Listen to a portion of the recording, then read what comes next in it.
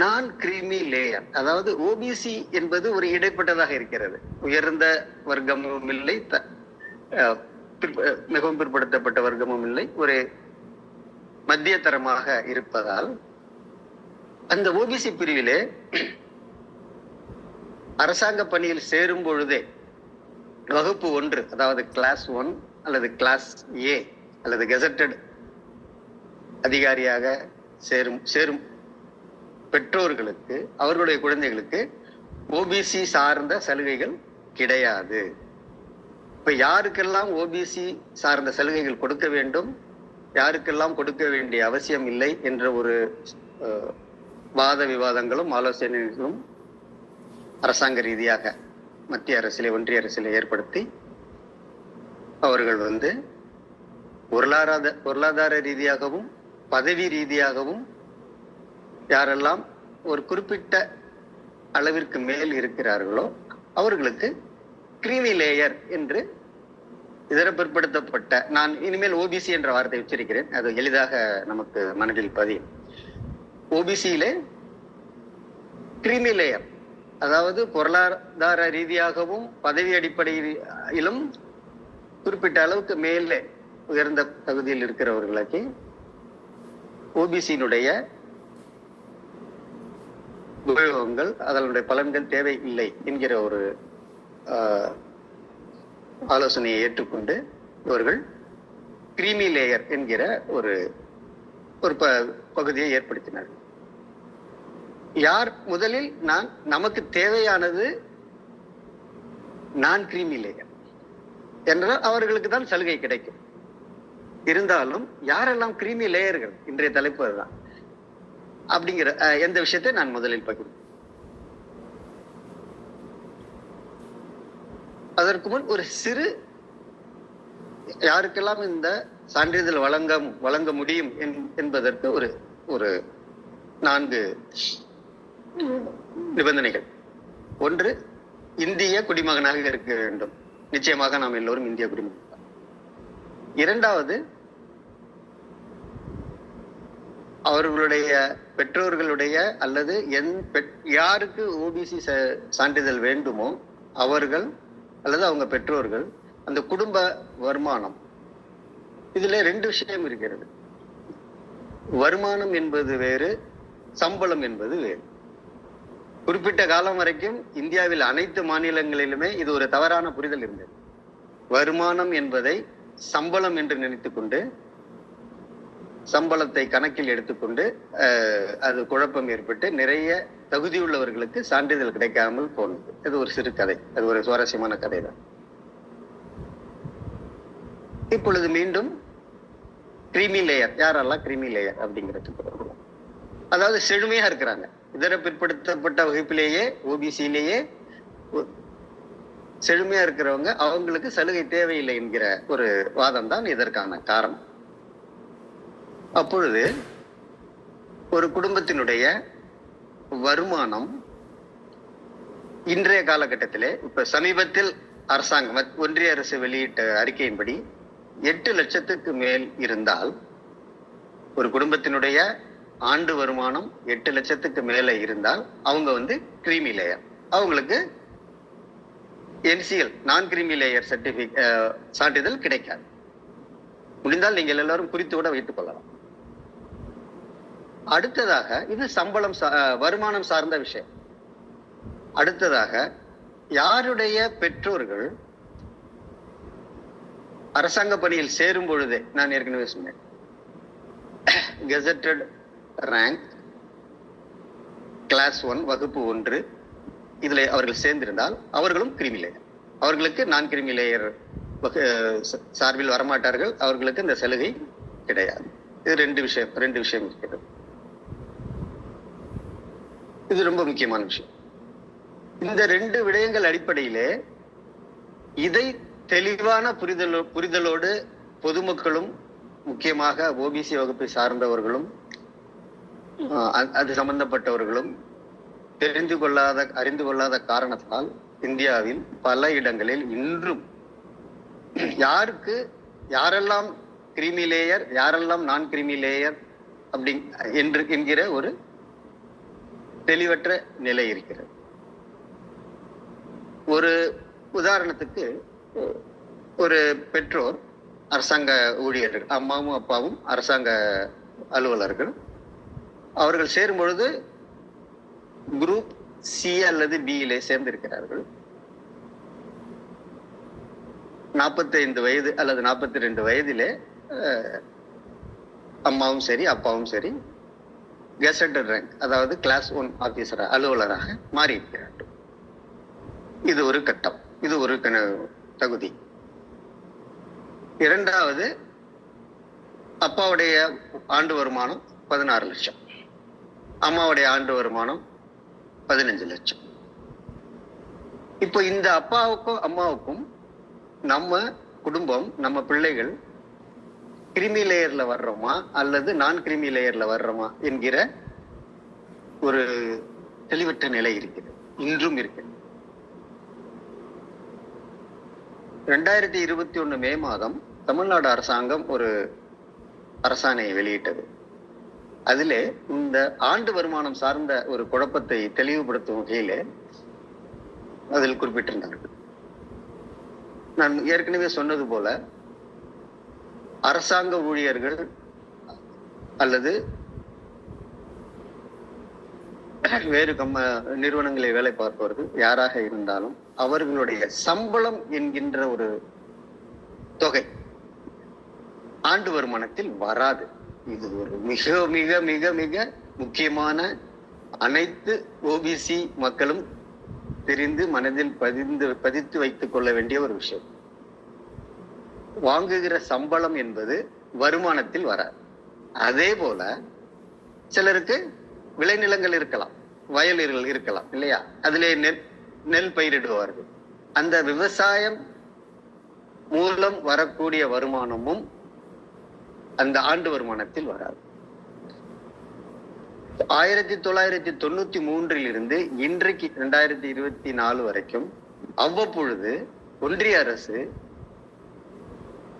இது சம்பந்தமான குறிப்பாணைகள் வெளியிட்டு வருகிறது. அந்த 8 லட்சமாக ஆண்டு வருமான எல்லை 8 லட்சமாக இருந்தது, இப்பொழுது இருக்கிறது அல்லவா, அது ஆரம்பிக்கும் பொழுது 1.5 லட்சமாக ஏதோ இருந்தது. படிப்படியாக 2, 2.5, 4, 4.5, 6, இப்போ 8. இது ஒரு அரசாங்க ஊழியர்கள் உள்ள குடும்பத்திலே அல்லது எந்த ஒரு வேலை பார்க்கும் பணியாற்றும் குடும்பத்தில் உள்ள பெற்றோர்களுக்கு அவர்கள் சம்பளம் 10 லட்சம் என்று எண்ணும் பொழுது அவர்கள் தானாகவே நினைத்துக் கொள்கிறார்கள், நமக்கு தான் சம்பளம் 8 லட்சத்துக்கு மேல இருக்கு, நமக்கு எப்படி ஓபிசி என்சிஎல் சர்டிபிகேட் சான்றிதழ் கிடைக்கும் அப்படின்னு அவங்களாகவே ஒரு குற்ற உணர்வோடு சிலர் அணுகுகிறார்கள். சரி, நம்ம போய் கேட்போம். சான்றிதழ் கொடுக்கறவங்களுக்கு தெரியும், அதிகபட்சம் பேருக்கு எப்படி தெரியும், அரசாங்க ஆணைய படி நடந்துகிறவங்களுக்கு தெரியும். இந்த 8 லட்சம் என்பது சம்பளம் அல்ல, அல்லது விவசாய வருமானமும் அல்ல. இது அப்பொழுது ஒரு கேள்வி கேட்க வேண்டும். இயற்கையாக நம்ம மனதிலே ஒரு கேள்வி வரும், அப்ப வருமானம்னா என்னதான் நீங்க சொல்றீங்க, வருமானம்ன்றீங்க, சம்பளத்தை போய் வருமானத்துல சேர்க்கல, அப்ப வருமானம் எது? அது அந்த எதை அரசாங்கம் வருமானம் என்று சொல்லுகிறதோ அது என்னவென்றால், ஒன்று, உங்களிடம் ஒரு பெரிய தென்னந்தோப்பு இருக்கு, நீங்கள் ஒரு தியேட்டர் வைத்திருக்கிறீர்கள், நீங்கள் ஒரு டிபார்ட்மெண்ட் ஸ்டோர் வைத்திருக்கிறீர்கள், நீங்கள் ஒரு பெரிய கட்டிடம் கட்டி வாடகைக்கு விட்டு அதன் மூலம் உங்களுக்கு வருமானம் சொத்துகள் மூலமாக. இதை போல வியாபார ரீதியாக வரக்கூடிய வருமானத்தை தான் ஆண்டு வருமானமா நம்ம அரசாங்கம் சொல்லுது.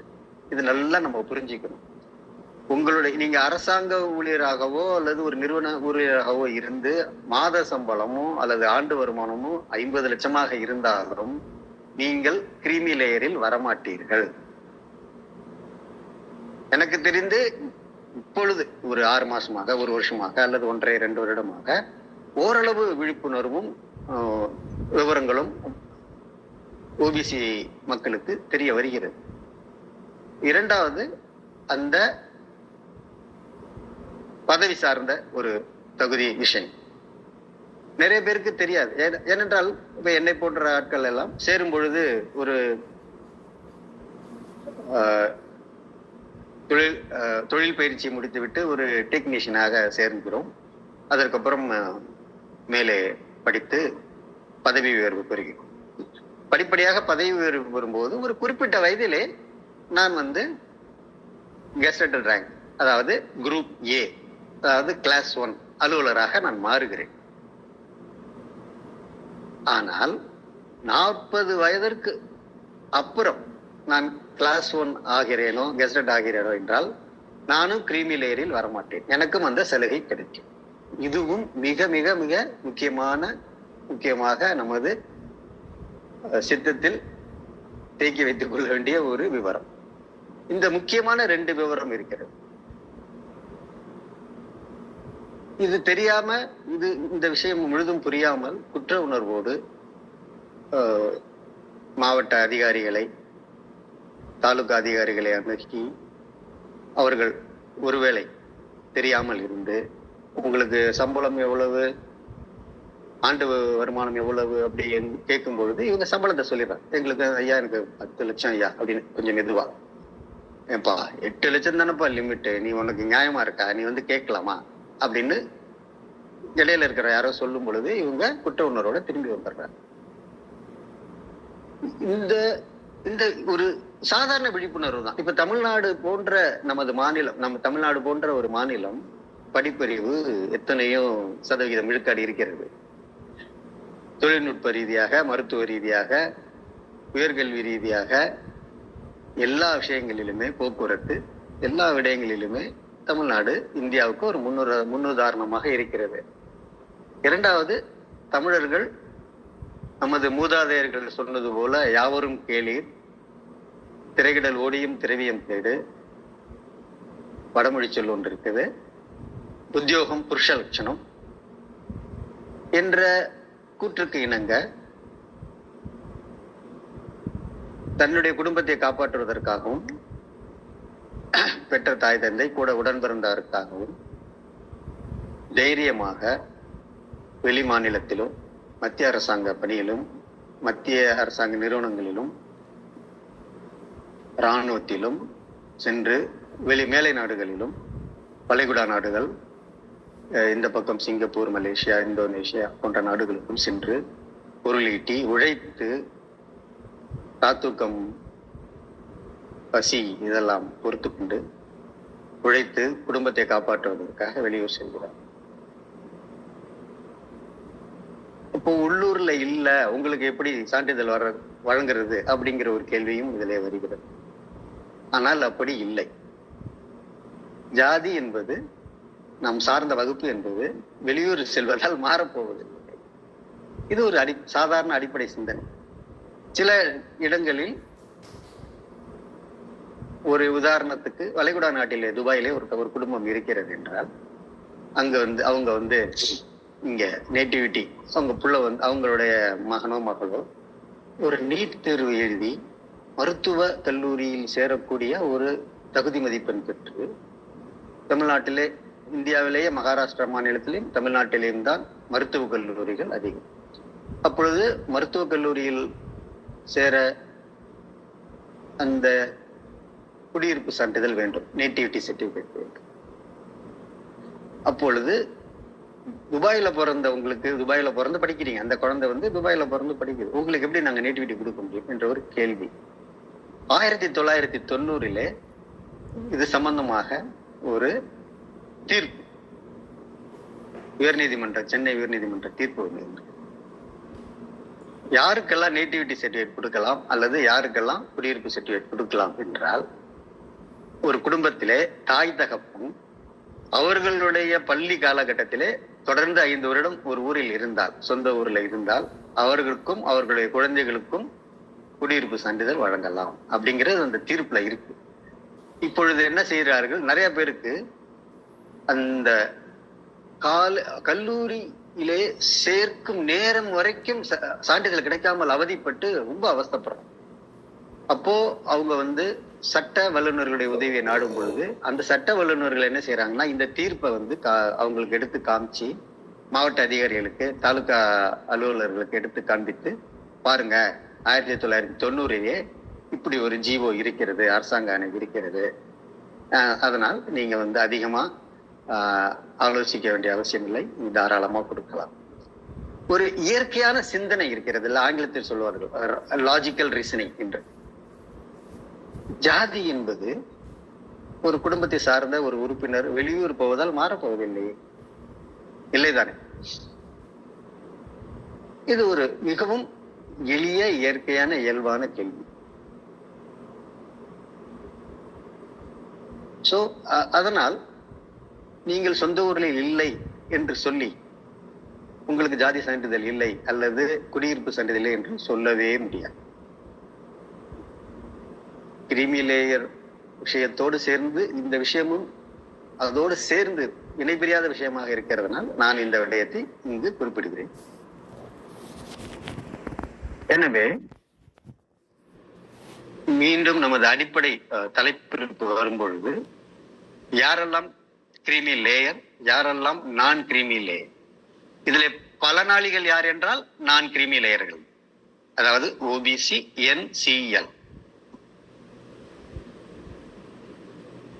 சோ அதற்கு முக்கியமாக முதலில் நான் சொன்னது போல 2 தகுதி சோதனைகள், ஒன்று பதவி சார்ந்தது, இன்னொன்று ஆண்டு வருமானம் சார்ந்தது. ஓரளவு நான் சொல்ல வேண்டியதை சொல்லியிருக்கிறேன்.